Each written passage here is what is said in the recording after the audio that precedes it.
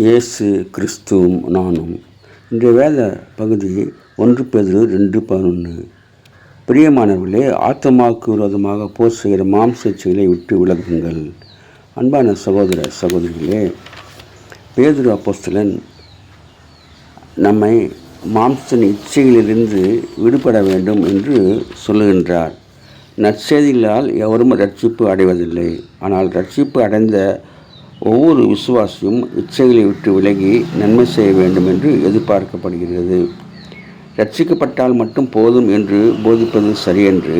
கிறிஸ்தவர்கள் யாவரும் நற்செயல்கள் செய்கிறவர்களாகவும் நல்லடக்கையுள்ளவர்களாகவும் இருந்தால் உலகம் வெகு விரைவில் கிறிஸ்துவமயமாகும். அதனாலே நாம் ஆசை இச்சைகளை, மாம்ச இச்சைகளை, கண்ணின் இச்சைகளை விட்டு விலகி நாம் வாழ வேண்டும். அப்போதுதான் ஆண்டவருக்கு பிரியமாக வாழ முடியும், மற்றவர்களுக்கு சாட்சியாக வாழ முடியும். அப்படி செய்ய ஆண்டவர் கிருபை செய்வாராக. கிறிஸ்துக்குள் இருப்பதால் சுவாதீனம் உண்டு என்று கூறி பாவங்களில் ஈடுபடலாகாது. யார் செய்தாலும் பாவம் பாவமே, அதற்கு விளைவுகள் உண்டு. Have a blessed day. God bless you. Give your heart to God, your hand to man. Live in God's word, live on your knees. Thanks for watching. Like, share, subscribe.